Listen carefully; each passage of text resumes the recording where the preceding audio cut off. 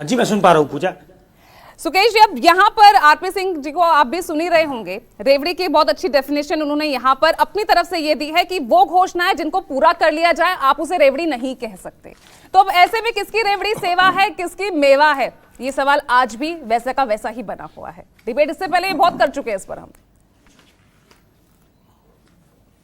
देखिए पूजा, ये पॉलिटिकली बड़ा कन्वीनियंट है कि किसको आप रेवड़ी कहते हैं और किसको आप एम्पावरमेंट कहते हैं। अपने अपने तरीके से इसको लोग डिफाइन कर ले रहे हैं। एक पुरानी कहावत है, bad economics is good politics.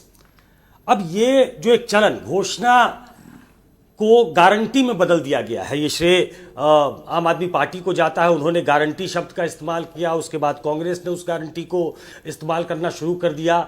चाहे आप किसी भी स्टेट्स में जाए, अभी हाल का एक एग्जाम्पल, अभी आरपी सिंह जी को भी सुन रहा था, उसके पहले मैं कांग्रेस के मित्र को भी सुन रहा था। एक कैबिनेट मीटिंग में महाराष्ट्र के डिप्टी सीएम अजीत पवार वो 10 मिनट के अंदर कैबिनेट मीटिंग छोड़ के चले जाते हैं, क्योंकि कम से कम 38 ऐसे प्रपोजल्स थे जिस पे ड्यू डिलिजेंस नहीं हुआ था, उसके फाइनेंशियल इंप्लीकेशंस थे, और उन्हें लगा कि इसके पहले चर्चा होनी चाहिए थी कि स्टेट कितना बोझ उठा सकता है। उन्होंने आनन फानन में 10 मिनट में वो बैठक छोड़ दी।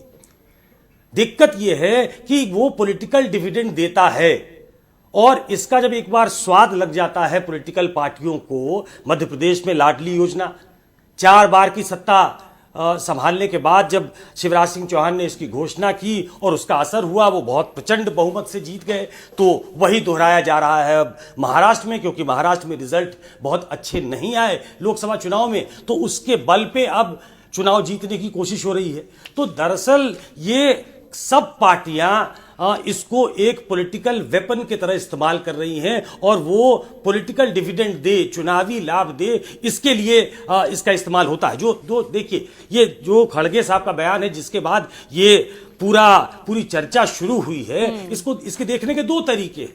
पहला, इल टाइम्ड बयान है, और बीजेपी जाहिर तौर पे एक पॉलिटिकल पार्टी है, तो उसने इस बयान को पकड़ लिया कि वो तो खुद मान रहे हैं कि भाई आप पूरी नहीं कर पा रहे हो अपनी घोषणाएं, तो कांग्रेस ने भी ड्यू डिलिजेंस नहीं किया क्या, ये सवाल कांग्रेस पे उठेगा। और एक दूसरा उसका पक्ष ये हो सकता है कि क्या एक जरूरत इस तरीके की है कि एक परिपाटी ऐसी बने। देखिए, लीडर को लीडर कहते इसलिए है क्योंकि वो लीड करता है, वो मॉब नहीं है। तो बैठकर एक साथ चर्चा हो कि देश आखिर किस डायरेक्शन में जाएगा, ये बहुत अच्छी बात नहीं है। अगर अभी आप आम आदमी पार्टी से पूछेंगे तो डेट जीडीपी रेशियो बताना शुरू करेंगे वो, कि हम तो दिल्ली में संभाल ले रहे हैं जी, लेकिन दिल्ली में आप संभाल रहे हैं, पंजाब में आप नहीं संभाल रहे हैं। वो 40% है डेट और जीडीपी का रेशियो अगर देखें तो 40% है, दिल्ली में वो कम है, महाराष्ट्र में बहुत ज्यादा है।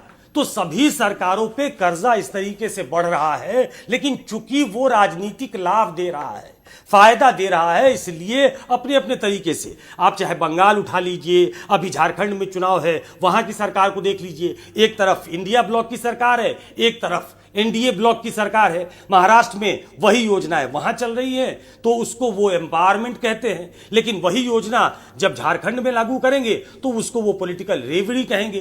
तो ये एक ऐसा डिबेट है जो दरअसल कभी खत्म नहीं होगा। ये डिबेट खत्म हो सकता है, प्रधानमंत्री ने, और आरपी सिंह जी को याद होगा और सभी जो यहां पैनलिस्ट हैं उनको याद होगा कि प्रधानमंत्री ने टीम इंडिया की बात की थी जब वो प्रधानमंत्री बने थे। तो टीम इंडिया क्या है, भारत किस दिशा में जाएगा, उसकी इकोनॉमिक ट्रेजेक्टरी क्या होगी, उस जो वो बजट बनाता है उसके फाइनेंशियल इंप्लीकेशंस क्या होंगे, जिसमें लोगों को संबल तो दिया जाए। देखिए, हमारा जो स्टेट है वो वेलफेयर स्टेट की कल्पना के साथ बनाया गया है, उसमें लोगों के लिए आपको सोचना तो पड़ेगा, लोगों को आपको सहूलियतें देनी पड़ेंगी, लेकिन वो किस ग्राउंड पे होगा, वो आखिर उसका पैरामीटर क्या होगा, ये तय करना पड़ेगा। और कोई पॉलिटिकल पार्टी ये दरअसल तय करने की स्थिति में नहीं है, क्योंकि फौरी लाभ जो है वो लेना जरूरी है। चुनाव जीतना सबसे महत्वपूर्ण है उनके लिए, इसलिए चाहे वो पश्चिम बंगाल में ममता बनर्जी की सरकार हो, चाहे वो झारखंड में